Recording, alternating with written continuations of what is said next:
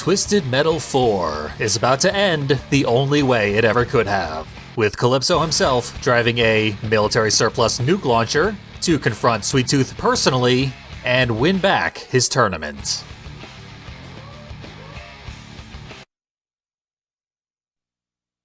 This is ridiculous, really.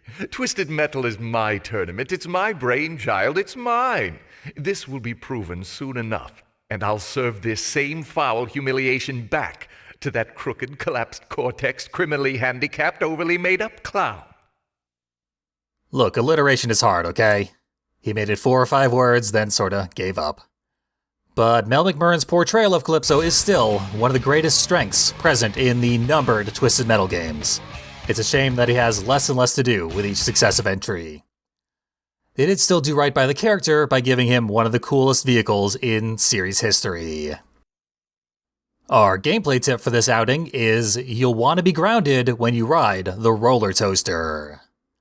We'll find out what that means in the series' first Carnival level. An excellent setting, particularly for a game ruled over by Sweet Tooth himself. Although it represents Sweet Tooth's cackling self-indulgence, it's actually one of the most straightforward levels in the whole game. The ground floor here is full of just mundane objects, like an ice cream stand and Big Top. Stuff that you could easily wrap your head around. This weird Sunken Ring is the strangest part of the whole area. It's just a punishment pit full of flame jets that can only be exited with a teleporter, in case you miss the jump to the island in the middle. And you can't really fight enemies in there. And in theory, all we have to worry about is the ground floor. We don't even actually have to go onto the roller coaster. But of course, we will, because we know from the loading screen there's secrets up there. And over here is the Freak Show. Initially it appears completely empty, but as we shoot the walls, it reveals portraits of some of Sweet Tooth's minions. Some recognizable faces, most of which have no character whatsoever, but one of them is Melvin, the voice of this entire game for some reason. There's the last one. Let's see what we've uncovered here for a really long time, because I got frozen. Now we can leave, and we may as well. There's not a ton else to do here, not many pickups. It's the least interesting area we could possibly explore. The entrance here initially had a metal gate over it that you had to explode, but the AI loves to break it down before I can. Get in there and loot the place. They won't do that with the other big secret area around here. Not on purpose, anyway. Getting on top of the Big Top is urgent to claim the health refill that's on top of the entrance, because otherwise the AI will go for it. And you do want to deprive them of that. If it isn't locked off by an explodable wall, the AI will crawl all over it. The circus tent itself is no exception.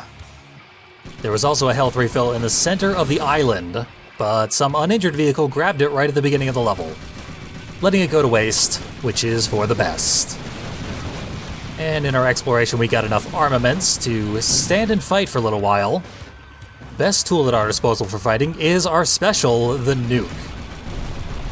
It fires a nuclear device, and when you hit the fire button again, it drops a mushroom cloud down on that spot.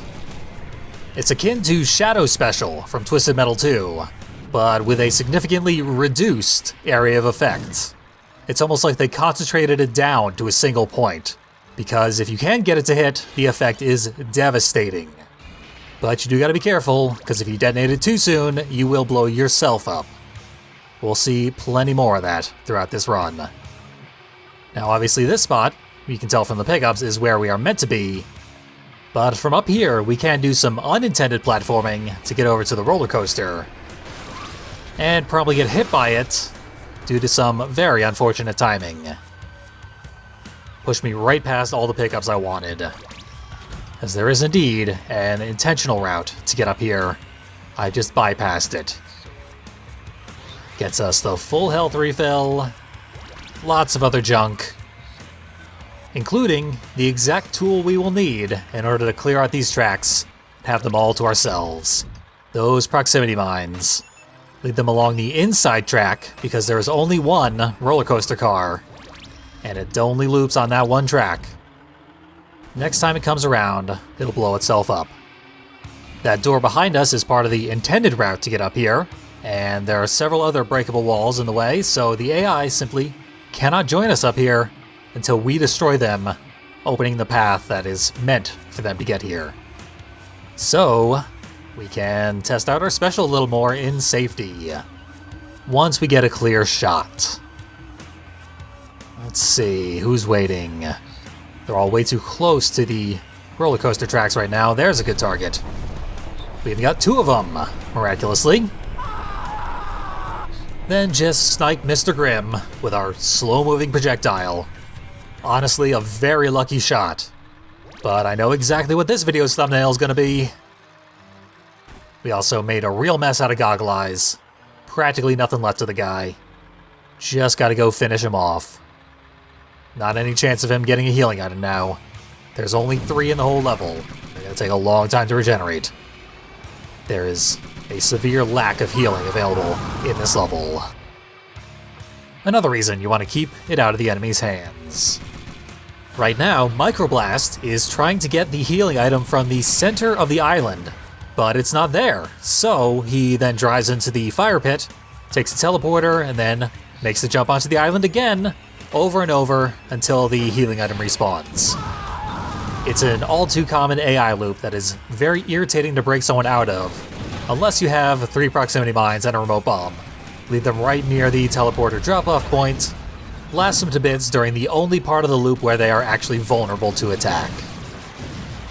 And that was also fun. Let's do it again from scratch. It wasn't until this level that I was sure enemies were respawning mid-level, because they actually let you kill all 3 of the enemies before they spawn in the next 3. So yeah, you do have to do the exact same thing all over again. Very, very similar to a Twisted Metal 3 level. It wasn't fun in that level, and I don't like it very much here. But there is still a lot of level left unexplored.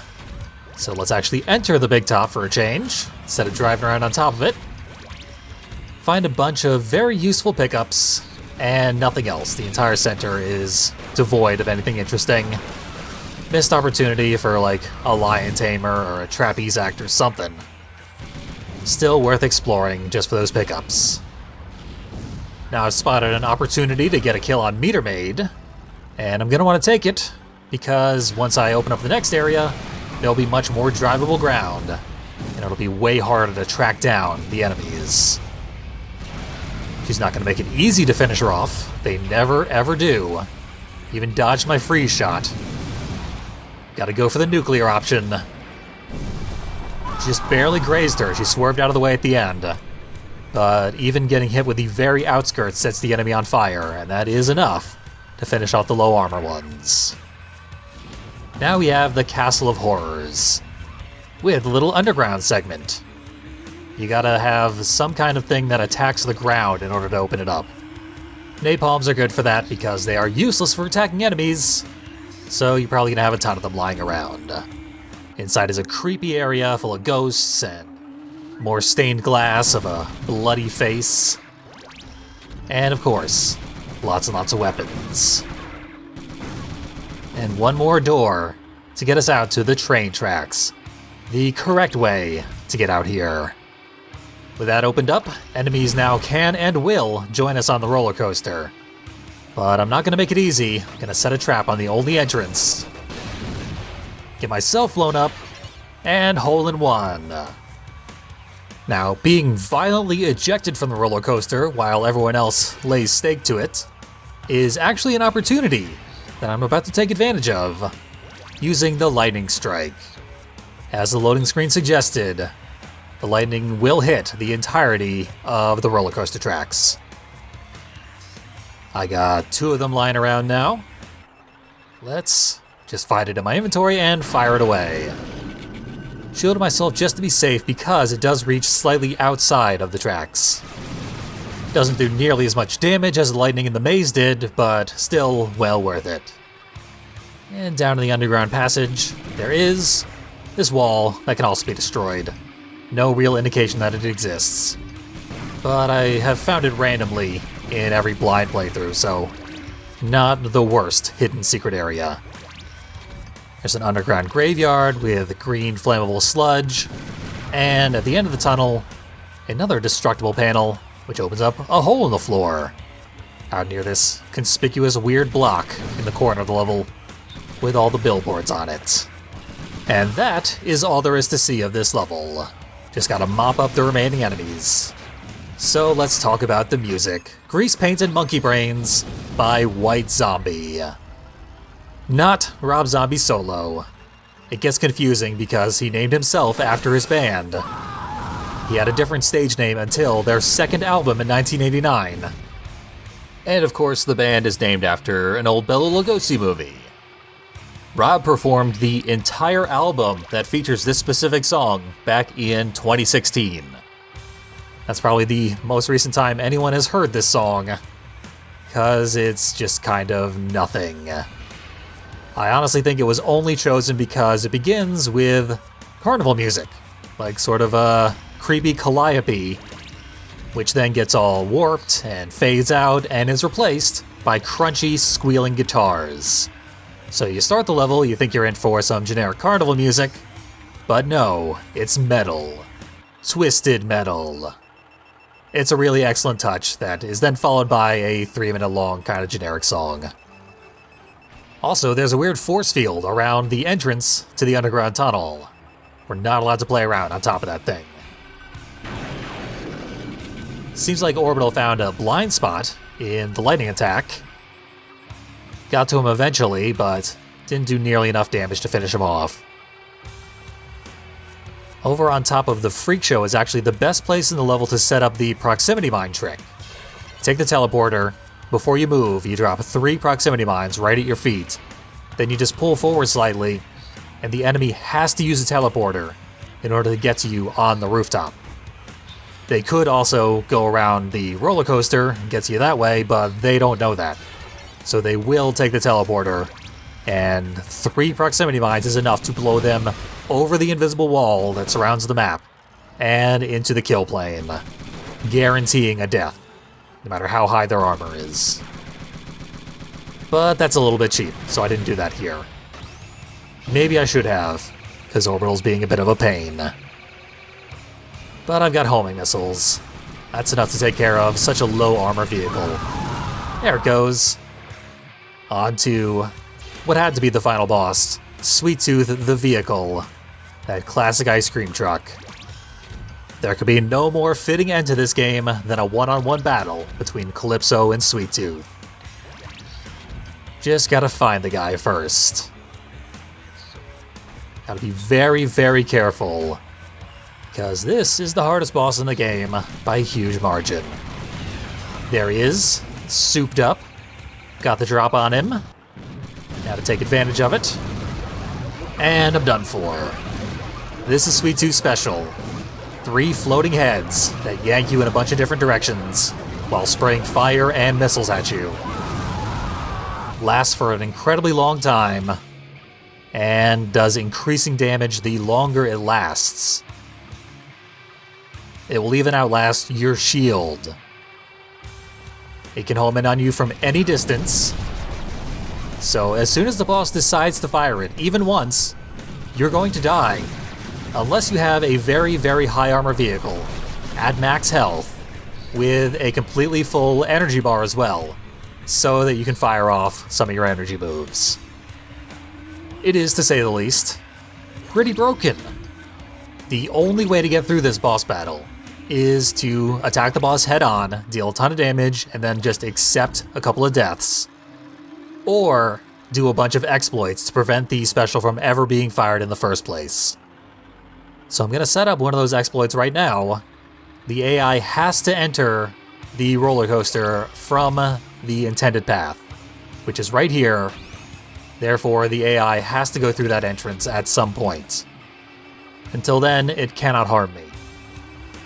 But I am at the mercy of whatever Sweet Tooth feels like doing, and it has the most erratic AI pattern in the entire game. He'll just sort of wander aimlessly and generally resist predictability, so as to make this fight even more difficult and make it harder to exploit. But eventually, he does have to come our way. And these are your options.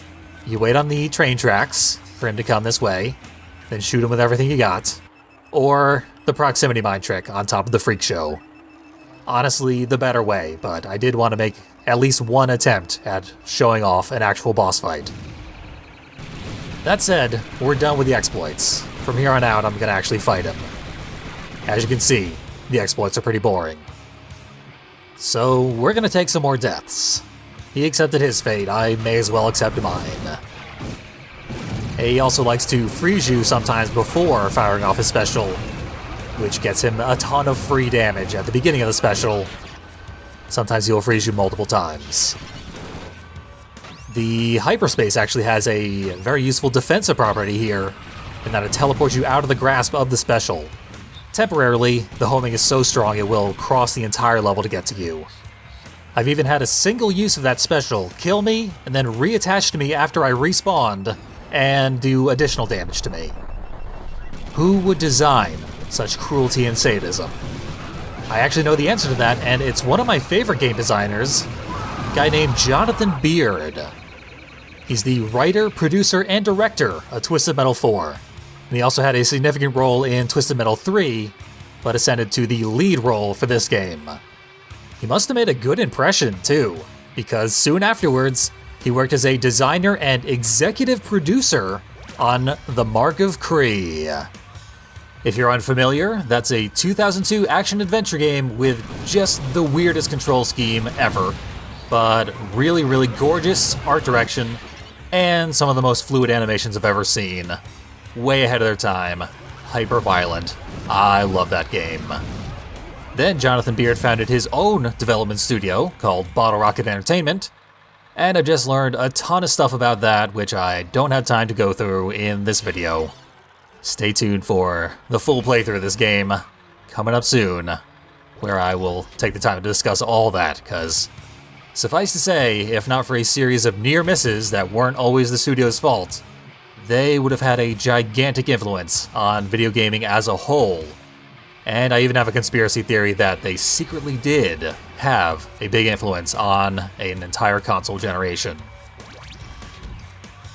What they actually did was create a sequel to The Mark of Cree, and work on the Splatterhouse remake from 2010, but Namco did not like their creative input and fired them, which led to the studio's dissolving. Jonathan Beard has not worked in video games since then. So, as far as important information goes, that's the end of his story.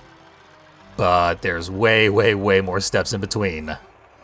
Get into them eventually. For now, we gotta finish off Sweet Tooth.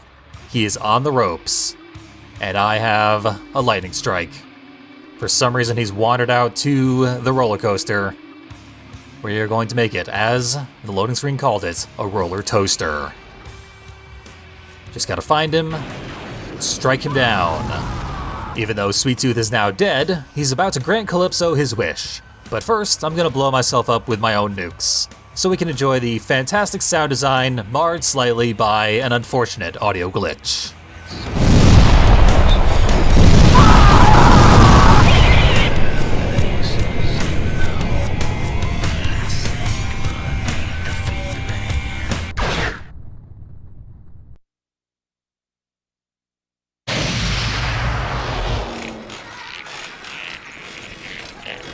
Calypso! Congratulations on winning the Twisted Metal competition! What wish? Spare me the rhetoric. You know what I want. Out of the question! The competition and the ring stay with Sweet Tooth! Wish for something else! You forget the rules of the competition. Anything I desire is the prize. I won, and I desire the ring. Hand it over. It's mine! It's all mine! You can't handle this, Sweet Tooth. Oh, beautiful ring. Stop! Stop! You'll destroy us all! The souls are escaping!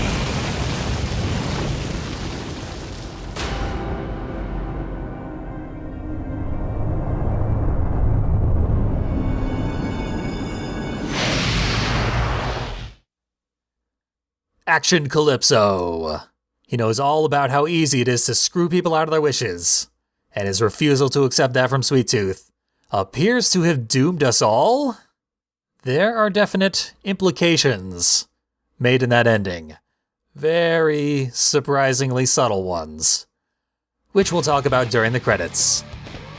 Credits that we have to scroll through manually.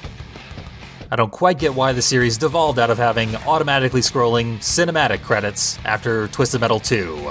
Maybe they thought since this is a video game it should have interactive everything, including credits. Keep an eye out for Jonathan Beard's name. It's all over this thing. So, in Calypso's ending, when the building started to crumble, it began to appear like the setting of Twisted Metal 1, 2, and 3. Then a character appeared to collect that all-important magic ring. We might have recognized that character as Mitch Jones from the Joneses vehicle. A character who doesn't really say or do anything in the game, but can be seen wearing a shirt with Sweet Tooth's head on it. And people have interpreted all this to mean that Twisted Metal 4 is intended as a prequel to the rest of the series. Mitch took over the role of Sweet Tooth and has been the character we know and love this entire time. That still leaves the gaping plot hole that there would be no Calypso. He's also trapped in the ring. So we know there is a Calypso in the other Twisted Metal games. Makes no sense, but Twisted Metal 4 doesn't make sense to begin with. It contradicts itself throughout the game. There's time travel and shrinking. It's not meant to make sense. What it does strongly imply is, if 989 had been able to continue making Twisted Metal games, their next entry would have written out both Calypso and Sweet Tooth. No mascots whatsoever in Twisted Metal 5. Hilarious to consider how blasphemous that would have been. But we'll never get to see it, and that's possibly for the best. People often say to this day that Head On wrote Twisted Metal 3 and 4 out of canon. It's very much true for number 3, but 4 could never have been canon. It's not even internally consistent with itself, as I've said. No universe where this game makes any sense, besides maybe like the Time Splitters universe, to make a reference no one understands. But in my opinion, this game stands out as a very interesting and strange, and actually pretty good entry in the Twisted Metal series. It does not feel like Twisted Metal in any way, and I'm longing for a few minor tweaks that would have made it feel much more in line with the rest of the series. Even the third game feels more like Twisted Metal, but being like the rest of the series was never their intention, for better and worse. It's also an astounding technical marvel that this game was released 1 year to the day after its predecessor, and features so many improvements and so much content. This is by far the most content of any PS1 Twisted Metal game. Speaking of which, there is more content to see. One more bonus unlockable untextured level. And of course, playing as Sweet Tooth, because every vehicle in the game is playable. I was blown away by the fact that Head On had 18 playable vehicles. This game has 22, and a creative vehicle mode where you can make infinite more if you feel like it. Very, very impressive. On to this final level, Son of a Ditch. In Sweet Tooth's vehicle model on the select screen, the head had a solid block of fire attached to it. Here it has actual fire effects, which look really good from every angle except directly behind and directly from the front, where you can clearly see that they're like an X that clips through the metal part of the head, and looks quite bad. And that is the angle we are going to see the vehicle from for the rest of this video. Here's the gimmick of Son of a Ditch. Bounce pads all around the outside of the arena, meant to fling you into the hole in the middle. And the ones on the corners actually do so. They're the only ones that do so. The other ones just bounce you into the other bounce pads. Like so. This is an infinite loop, where if I don't do anything, I will just bounce forever. The pickups that were available to us were not very numerous. There's just a few along the top level, then a few more near the drain. They have all been collected by myself and the enemies. And none of that matters because our special, the Henchman, is by far the best of any in the series. We don't need pickups. A single use of the special will kill any enemy, even maxed out armor. The only way they can survive is if they have the shield up when it starts, because the AI does not shield while the special's on them. They'll simply allow it to kill them. I did kind of want to drag enemies over the edge, the way I did with, like, Moon Buggy Special. Unnecessary, though. The damage is so high. But the drag effect is relatively light compared to the others. It now appears that Moon Buggy Special was simply 3 of the blue head from the Henchman Special here. That's the head that drags you in random directions, throws off your aim. Which is why the magnetic effect on the Moon Buggy Special was really, really, really strong, but the damage was comparatively quite low. And even still, Moon Buggy, second strongest boss in the game. Now that I've been frozen once, my head flame has been extinguished, and getting caught on fire does not light it back up, unfortunately. So Sweet Tooth is just bald for the rest of this. It's also a very awkward look. They probably should have just gone with the solid metallic approximation of fire that was present on the character select screen. Would have been better overall. But we won't be seeing it much longer. Found a spot on those bounce pads that didn't bounce me. Kinda unfortunate, because at that angle, would have sent me right into the stratosphere. But I've had my fun throwing myself around. Mitch Jones is about to explode with the rest of his family. He's not going to get to inherit the title of Sweet Tooth in this timeline. Meter Maid's going to die faster than usual, because she has low health. Now for a little science experiment. I'm going to intentionally get as far away from Goggle Eyes as I can, fire the henchman in the opposite direction, and they still lock right onto him. I couldn't not kill him if I tried. And that's everybody. Sweet Tooth wins, obviously. It's difficult to lose. And that is all Twisted Metal 4 has to offer in terms of unique content. I've had an absolute blast playing it and talking about it, and of course, I'm not done with it. As I've alluded to before, there will soon be redundant content for this game. Gonna do a full game playthrough. I've got plenty more minutia to blather about and show off, so I hope you tune in for that. And also recommended for your viewing pleasure, I've already done complete playthroughs of all the other games Jonathan Beard is best known for. I've accidentally worked backwards through his career. I started with Splatterhouse 2010, which is the game that killed his career. Then I did The Mark of Kree and its sequel. Now finally, I've done Twisted Metal 4, his directorial debut. Check those out if you still think my opinion has any value after I just said that Twisted Metal 4 is a good game. And thank you very much for joining me on this long, strange trip through time and space.